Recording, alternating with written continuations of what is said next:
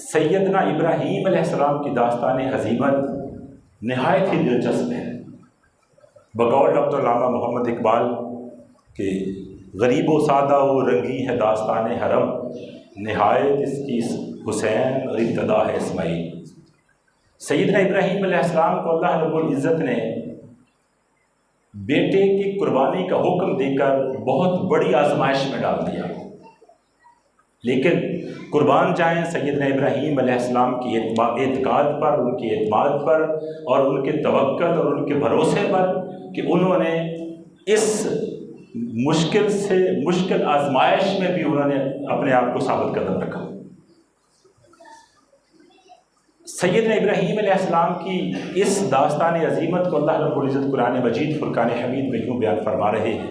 اللہ فرما رہا ہے جب ابراہیم علیہ السلام نے دعا کی رب ہب لی من الصالحین، اے اللہ مجھے نیک اولاد عطا فرما۔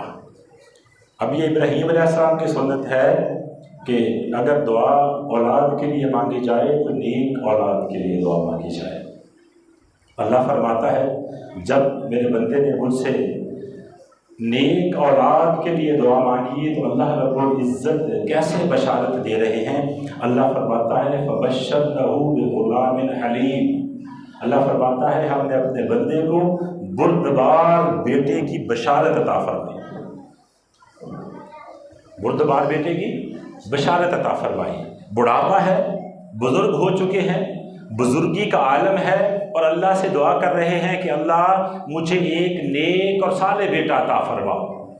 اللہ رب العزت ابراہیم علیہ السلام کو بڑھاپے میں بیٹا عطا فرماتے ہیں، اور جب اللہ رب العزت ابراہیم علیہ السلام کو بیٹا عطا فرما دیتے ہیں، ابراہیم علیہ السلام ان کا نام، بیٹے کا نام حضرت اسماعیل رکھتے ہیں، اور جب بیٹا تھوڑا سا بڑا ہوتا ہے، دودھ پینے کی ہی عمر ہے، اللہ کا حکم آ جاتا ہے کہ اے میرے خلیل اپنے بیٹے اسماعیل اور حضرت ہاجرہ کو وادی عزیزرہ میں چھوڑ کے آ جا۔ اب دیکھیں بڑھاپے میں دعائیں مانگ مانگ کر بیٹا لیا ہے، اور پوری زندگی کا ایک ہی سرمایہ ہے، ایک ہی بیٹا ہے، اکلوتا بیٹا ہے، وہی آنکھوں کا نور نظر ہے، لیکن اللہ کا حکم ہوتا ہے کہ میرے خلیل حضرت ہاجرہ کو اور اسماعیل علیہ السلام کو وادی عزیزرہ میں چھوڑ کے آ جا۔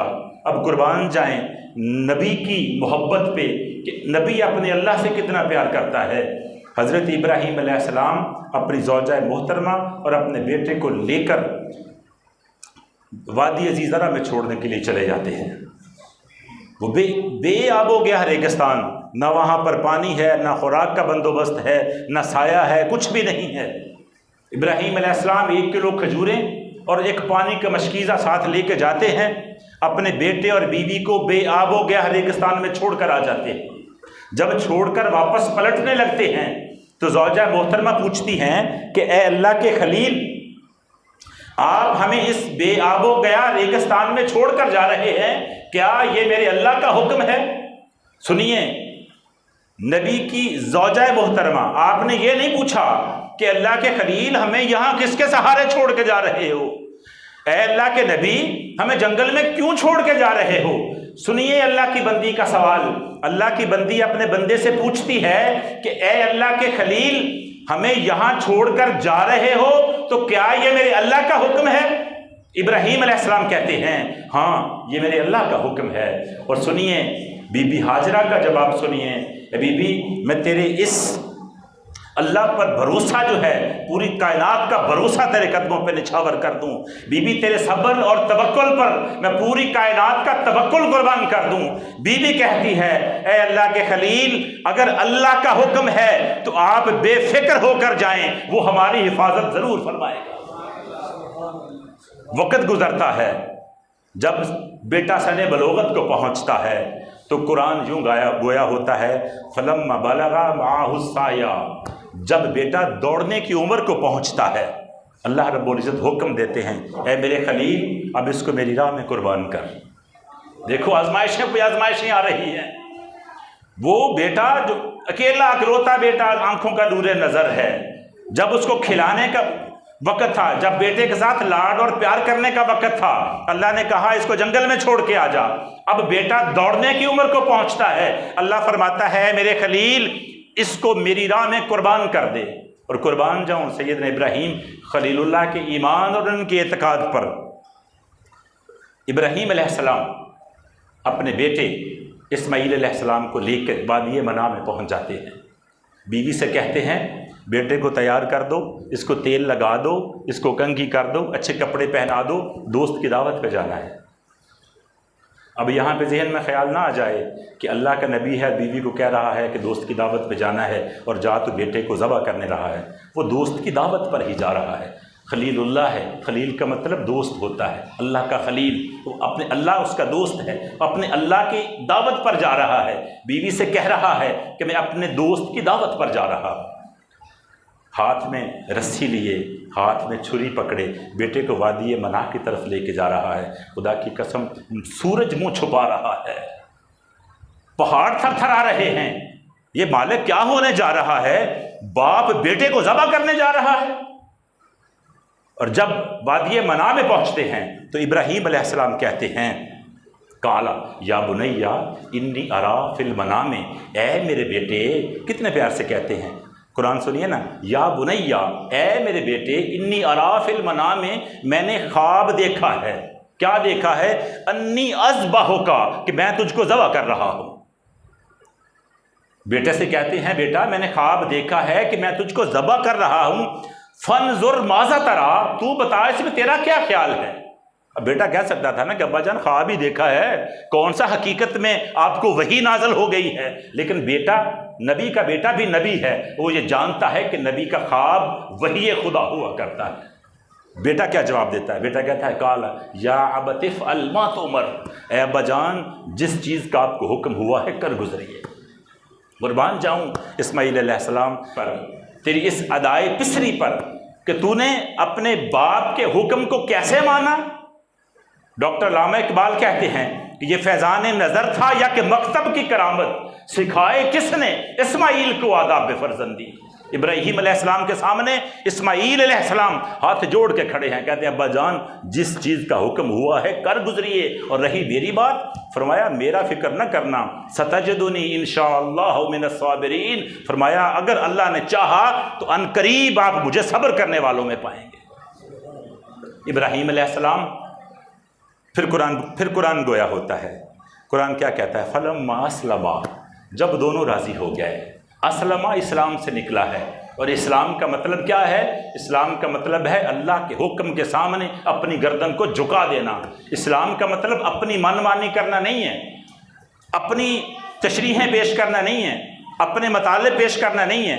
اسلام کا مطلب اپنی مرضی کرنا نہیں ہے۔ اسلام کا مطلب کیا ہے؟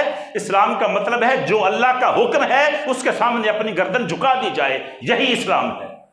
قرآن کہہ رہا ہے فلما اسلما، پھر جب دونوں نے گردنیں جھکا دی، جب دونوں اللہ کے حکم کو مان گئے، جب دونوں نے اللہ کے حکم کے سامنے سر تسلیم خم کر لیا، اور پھر سنیے اللہ کا قرآن کہتا ہے وَتَاللَّهُ لِلْجَبِينِ، ابراہیم علیہ السلام نے اپنے بیٹے اسماعیل علیہ السلام کو پیشانی کے بل لٹا دیا۔ ہم بکرے کو ذبح کرتے ہیں نا تو گردن کو بل دے کے الٹا کر لیتے ہیں۔ ابراہیم علیہ السلام نے اپنے بیٹے کا چہرہ نیچے کی طرف کیا، گردن سیدھی کی، تو بیٹا عرض کرتا ہے ابا جان آپ نے میرے ہاتھ اور پاؤں باندھ لیجئے، مجھے رسیوں سے باندھ لیں، مجھے ڈر لگتا ہے کہیں میں ہل جاؤں اور ثواب میں کمی نہ ہو جائے۔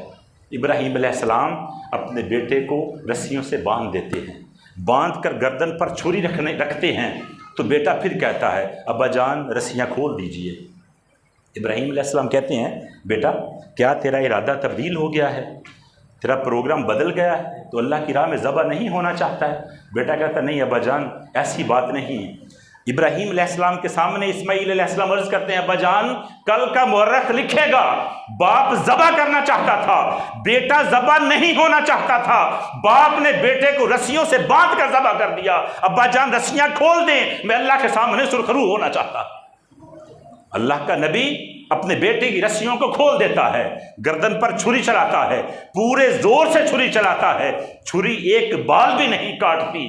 ابراہیم علیہ السلام چھری کو پتھر پہ مارتے ہیں، چھری کو کہتے ہیں چھری تو نے بال کیوں نہیں کاٹا؟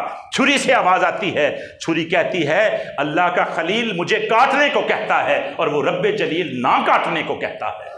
ابراہیم علیہ السلام کہتے ہیں چھری تیرا کام تو کاٹنا ہے، تو کیسے نہیں کاٹ رہی؟ چھری کہتی ہے ابراہیم علیہ السلام آگ کا کام بھی تو جلانا تھا، ابراہیم آگ کا کام بھی تو جلانا تھا، اس نے تجھے کیوں نہ جلایا؟ جس ہستی نے آگ کو جلانے سے روکا ہے، آج وہی ہستی مجھے کاٹنے سے روک رہی ہے۔ یہاں مطلب نکالا جا سکتا تھا نا، ابراہیم علیہ السلام کہتے میں نے تو چھری چلا دی ہے، اب ذبح نہیں ہوا، یہ اللہ کی مرضی ہے۔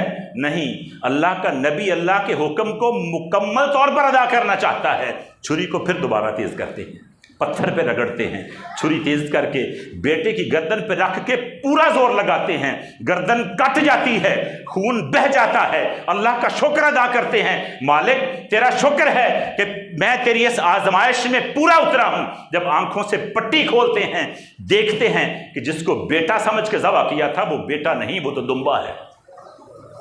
ابراہیم علیہ السلام اللہ کا شکر ادا کرتے ہیں، مالک تیرا شکر ہے میں نے تو اپنا حق ادا کر دیا۔ اسماعیل علیہ السلام کھڑے ہیں، ابراہیم علیہ السلام کھڑے ہیں، جبریل ابی بھی کھڑے ہیں اور تکبیر کہہ رہے ہیں۔ احباب، اللہ رب العزت جب ابراہیم علیہ السلام چھری چلا دیتے ہیں، اسماعیل علیہ السلام بچ جاتے ہیں، اور پھر سنیے اب ذہن میں خیال آتا ہوگا ابراہیم علیہ السلام کے کہ یہ کیا ہو گیا۔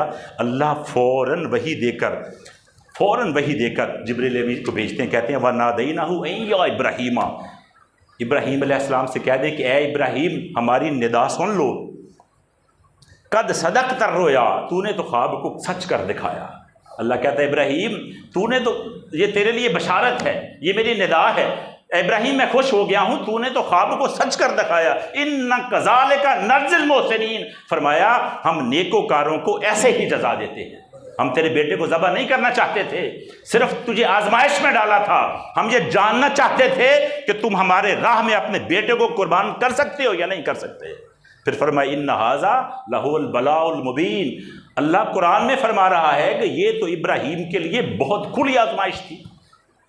جب اللہ خود کہہ رہا ہے کہ یہ ابراہیم کے لیے کھلی آزمائش تھی، پھر اللہ فرماتا ہے وَفَدَيْنَهُ بِذِبْحٍ عَظِيمٍ، ہم نے ابراہیم علیہ السلام کا جو بیٹا اسماعیل علیہ السلام تھا اس کو ایک عظیم ذبیحہ کے ساتھ فدیہ کر دیا۔ اور سنیے اللہ کہہ رہا ہے سلام علی ابراہیم، اب دیکھیں اس نبی کی عزت، اس کا مقام اور اس کا مرتبہ کیا ہوگا جس کو تمام جہانوں کا رب کہتا ہو سلام علی ابراہیم، اے ابراہیم تجھے سلام ہو۔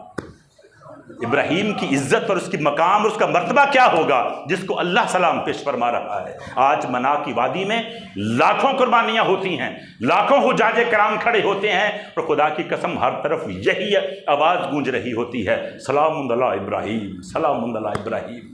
اللہ فرماتا ہے ابراہیم علیہ السلام ہم نے تیری اس قربانی کو قیامت تک کے لیے جاری رکھا۔